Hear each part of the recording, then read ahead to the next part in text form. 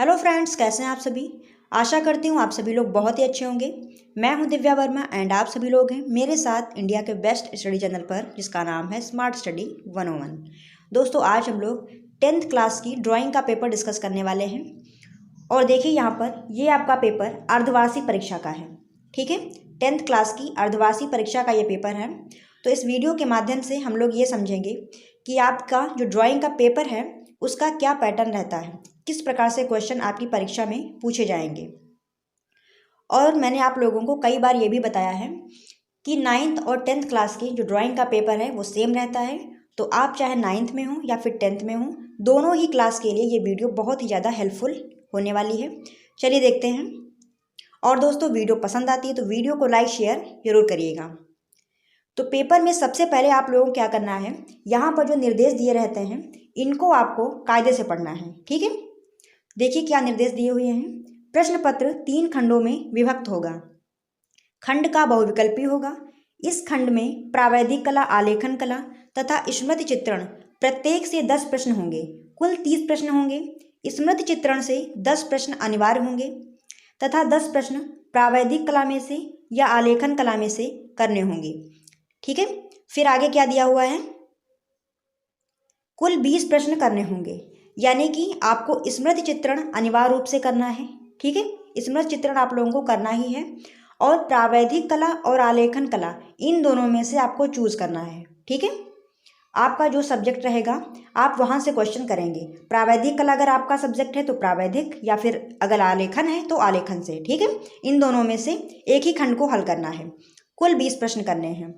खंड का इस खंड से प्रावैधिक कला अथवा आलेखन कला में से किसी एक प्रश्न को हल करना होगा। ठीक है, खंड खा जो है इसमें भी प्रावैधिक और आलेखन दोनों में से एक ही प्रश्न को हल करना है। फिर खंड गा जो है ये स्मृति चित्रण है, जिसे आप अनिवार्य रूप से करेंगे। ठीक है, खंड गा आप लोगों को हल करना होगा। अब अभी जब आप पेपर देखेंगे पूरा, तब आप समझ जाएंगे कि किस प्रकार से क्वेश्चन दिए हुए हैं और किस प्रकार से आपको क्वेश्चन करने होंगे। चलिए देखते हैं। तो सबसे पहले आपका है खंड का, इसमें प्रावैधिक कला के क्वेश्चन दिए हुए हैं। ठीक है, आगे देखिए, यहाँ पे देखिए अथवा करके दिया हुआ है आलेखन कला। ठीक है, अथवा करके आलेखन कला दिया हुआ है। तो आपका जो सब्जेक्ट रहेगा आप वहाँ से क्वेश्चन करेंगे। देखिए इसमें भी 10 क्वेश्चन हैं। ठीक है, इसमें भी 10 क्वेश्चन है और इसमें भी 10 हैं। यहाँ पे देखिए इसमें भी 10 क्वेश्चन हैं। ठीक है, तो दोनों में से आपको एक ही करना है। चलिए इसके क्वेश्चन देख लेते हैं। पहला प्रश्न है यहाँ पर, एक त्रिभुज का क्षेत्रफल उसके आधार और ऊंचाई के गुणनफल का कितना भाग होता है। एक त्रिभुज का क्षेत्रफल उसके आधार और ऊंचाई के गुणनफल का कितना भाग होता है। ऑप्शन है यहाँ पर ए समान, बा आधा, सा 2 गुना, दा चौथाई। तो इसका राइट आंसर क्या रहेगा। इस क्वेश्चन का राइट आंसर है ऑप्शन नंबर बा, आधा। ठीक है, त्रिभुज का क्षेत्रफल होता है 1/2 आधार गुणे ऊंचाई। ठीक है, तो 1/2 हो गया, यानी कि आधार और ऊंचाई का आधा। अगला प्रश्न, प्रश्न संख्या 2। प्रश्न संख्या 2 क्या कह रहा है, रेखा कितने प्रकार की होती है। रेखा कितने प्रकार की होती है। ऑप्शन है यहाँ पर आ 2, बा 3, सा 4, दा 5। तो इसका राइट आंसर क्या रहेगा। इस क्वेश्चन का राइट आंसर है ऑप्शन नंबर आ, 2 प्रकार की। ठीक है, रेखा 2 प्रकार की होती है।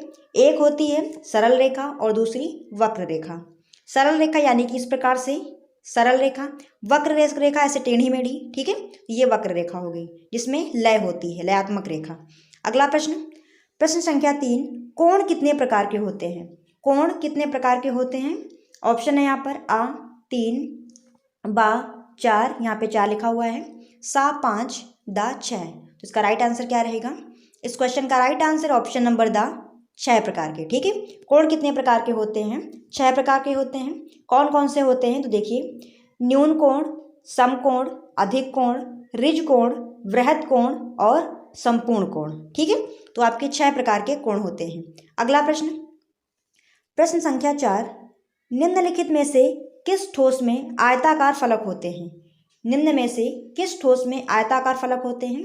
ऑप्शन है यहाँ पर आ घन, बा शंकु, सा संपार्श्व, डा सूची स्तंभ। तो इसका राइट आंसर क्या रहेगा। इस क्वेश्चन का राइट आंसर ऑप्शन नंबर सा, संपार्श्व। ठीक है, अगला प्रश्न है आपका प्रश्न संख्या 5, ज्यामिति में कितनी श्रेणियां होती हैं? ज्यामिति की कितनी श्रेणियां होती हैं? ऑप्शन है यहाँ पर आ 2, बा 3, सा 4, दा इनमें से कोई नहीं। तो इसका राइट आंसर क्या रहेगा?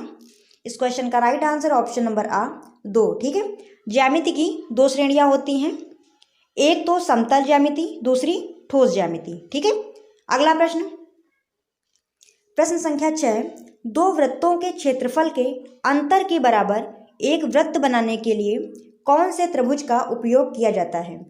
2 वृत्तों के क्षेत्रफल के अंतर के बराबर एक वृत्त बनाने के लिए कौन से त्रिभुज का उपयोग किया जाता है? ऑप्शन है यहाँ पर आ समबाहु, बा विषमबाहु, सा समद्विबाहु, दा समकोण। तो इस क्वेश्चन का आंसर आप लोग देंगे। ठीक है, अगला प्रश्न देखते हैं, प्रश्न संख्या 7। मैंने इसका आंसर बहुत जगह सर्च किया लेकिन मुझे इसका आंसर नहीं मिल पाया है। तो आप लोगों में से जिसे भी इस क्वेश्चन का आंसर पता हो कमेंट बॉक्स में कमेंट कर दीजिएगा। ठीक है, अन्य लोगों की ताकि हेल्प हो सके, जिसे ना पता हो उसकी आप लोग हेल्प करना और इस क्वेश्चन का आंसर आप लोग जरूर दीजिएगा। अगला प्रश्न यहाँ पे है, प्रश्न संख्या 7, जिस चतुर्भुज की भुजाएं समान ना हो कहलाता है? ऐसा चतुर्भुज जिसकी भुजाएं समान ना हो कहलाता है? आ चतुर्भुज, बा आयत, सा समचतुर्भुज, दा विषम चतुर्भुज। तो इसका राइट आंसर क्या रहेगा? इस क्वेश्चन का राइट आंसर ऑप्शन नंबर दा विषम चतुर्भुज। ठीक है, अगला प्रश्न, प्रश्न संख्या 8, किसी पंचभुज में कितने विकर्ण होते हैं? किसी पंचभुज में कितने विकर्ण होते हैं? ऑप्शन है यहाँ पर आ 4, बा 3, सा 5, दा 2। तो इसका राइट आंसर क्या रहेगा? इस क्वेश्चन का राइट आंसर ऑप्शन नंबर सा 5। ठीक है, देखिए पंचभुज इस प्रकार से होता है, यानी कि जिसमें 5 कोने होते हैं वो होता है पंचभुज। तो ये आपका पंचभुज बन गया। अब इसमें कितने विकर्ण होंगे? तो देखिए यहाँ पे एक तो ये हो गया, ठीक है, दूसरा ये, और तीसरा ये, चौथा ये, और पांचवा ये। ठीक है, तो पंचभुज में कितने विकर्ण हुए? 5। अगला प्रश्न है आप लोगों का प्रश्न संख्या 9, त्रिभुज में किसी शीर्ष को उसके सामने वाली भुजा के मध्य को मिलाने वाली रेखा कहलाती है? त्रिभुज में किसी शीर्ष को उसके सामने वाली भुजा के मध्य को मिलाने वाली रेखा कहलाती है? ऑप्शन है यहाँ पर आ लंब, बा ऊंचाई, सा माध्यिका, दा इनमें से कोई नहीं। इसका राइट आंसर क्या रहेगा? इस क्वेश्चन का राइट आंसर ऑप्शन नंबर सा माध्यिका। अगला प्रश्न है प्रश्न संख्या 10, यदि 2 वर्गों के क्षेत्रफल का अनुपात 9:1 है तो उनके परिमितियों का अनुपात कितना होगा? 2 वर्गों के क्षेत्रफल का अनुपात कितना है? 9:1। ठीक है, तो उनके परिमितियों यानी कि परिमाप का अनुपात पूछा है यहाँ पर, कितना होगा? ऑप्शन है आ 9:1, बा 3:4, सा 3:1, दा 1:3। तो इसका राइट आंसर क्या रहेगा? इस क्वेश्चन का राइट आंसर ऑप्शन नंबर सा 3:1। ठीक है, अगला प्रश्न, अब देखिए यहाँ पर अब आपके आलेखन कला के प्रश्न आ गए यहाँ पे। चलिए इन्हें हल करते हैं। इससे पहले प्रावैधिक कला के प्रश्न थे, अब आलेखन कला के प्रश्नों को हम लोग हल करेंगे। तो पहला प्रश्न है यहाँ पर प्रश्न संख्या 1, रंगों का कौन सा माध्यम पारदर्शी होता है? रंगों का कौन सा माध्यम पारदर्शी होता है? ऑप्शन है यहाँ पर ए पोस्टर रंग, बी जल रंग, सी पेस्टल रंग, द तैल रंग। तो इसका राइट आंसर क्या रहेगा? इस क्वेश्चन का right answer option number B जल रंग। ठीक है, जल रंग कैसे होते हैं? पारदर्शी होते हैं। ठीक है, जल रंग पारदर्शी होते हैं यानी कि ट्रांसपेरेंट होते हैं। अगला प्रश्न, प्रश्न संख्या 2, हरा रंग नेत्रों पर कैसा प्रभाव डालता है? हरा रंग नेत्रों पर कैसा प्रभाव डालता है? ऑप्शन है यहाँ पर आ सामान्य, बा ठंडा, सा गर्म, दा कुछ नहीं। तो इसका राइट आंसर क्या रहेगा? इस क्वेश्चन का राइट आंसर है ऑप्शन नंबर सा गर्म। ठीक है, हरा रंग पूछा था यहाँ पे। हरा रंग कैसा प्रभाव डालता है? तो ठंडा। ठीक है, मेरे माइंड में रेड चल रहा था तभी मैंने गर्म बता दिया। हरा रंग नेत्रों पे ठंडा प्रभाव डालता है और लाल रंग गर्म प्रभाव डालता है, ध्यान रखिएगा दोनों को। अगला प्रश्न, प्रश्न संख्या 3, ठंडा रंग कौन सा है? ठंडा रंग कौन सा है?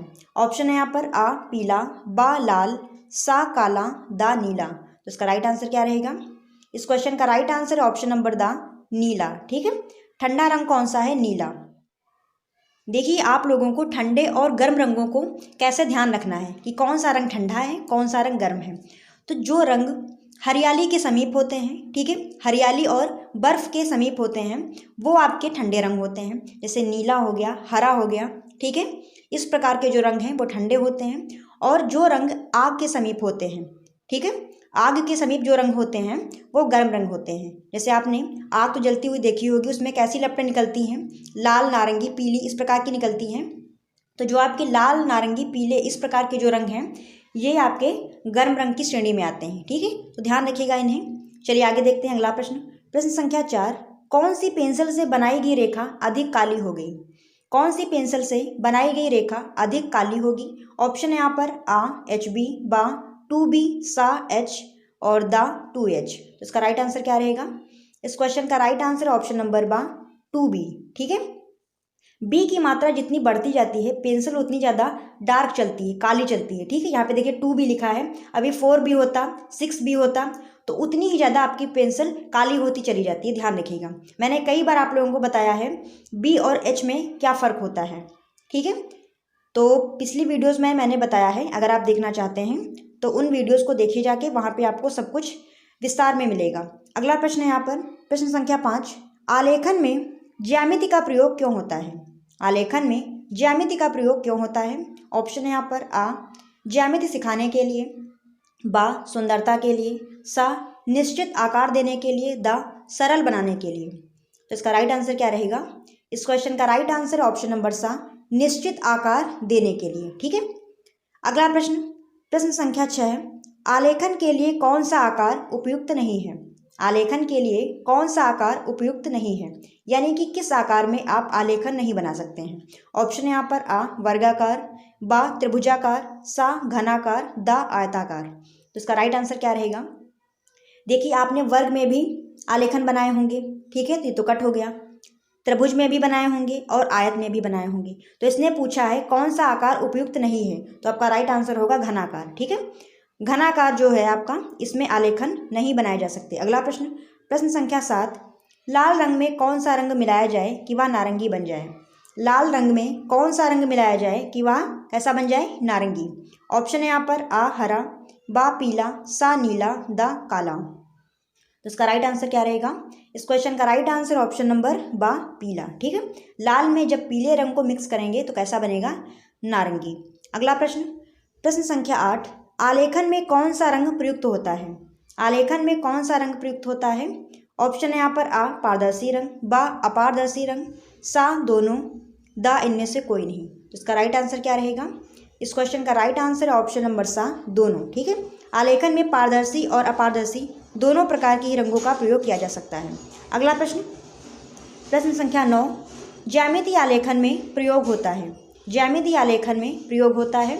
ऑप्शन है यहाँ पर आ प्राकृतिक रंग, बा द्वितीयक रंग, सा श्वेत श्याम रंग, दा इनमें से कोई नहीं। तो इसका राइट आंसर क्या रहेगा?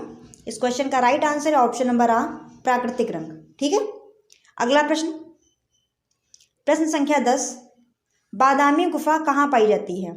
बादामी गुफा कहाँ पाई जाती है?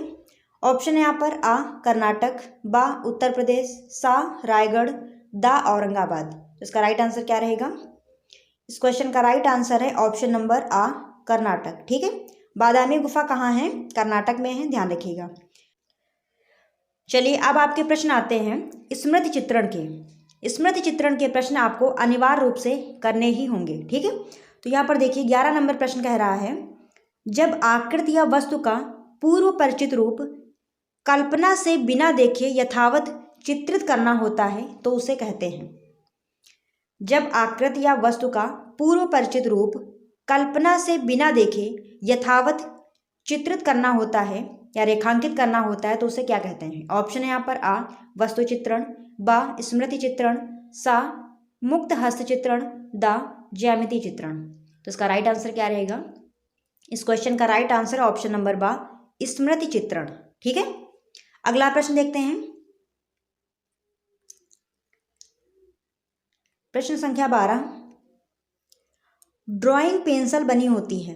ड्राइंग पेंसिल बनी होती है।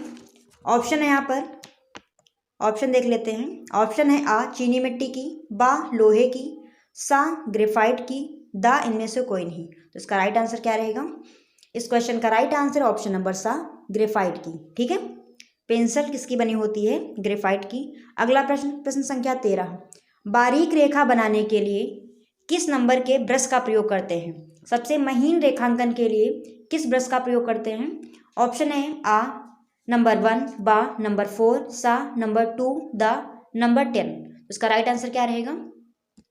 इस क्वेश्चन का राइट आंसर है ऑप्शन नंबर आ, नंबर 1। ठीक है, नंबर 1 के ब्रश का प्रयोग करेंगे। अगर 0 दिया रहता तब आप 0 टिक करते। ठीक है, क्योंकि पतला रेखांकन करने के लिए सबसे कम नंबर के ही ब्रश का चूज करेंगे और मोटा रेखांकन करने के लिए सबसे अधिक नंबर के ब्रश का प्रयोग करेंगे।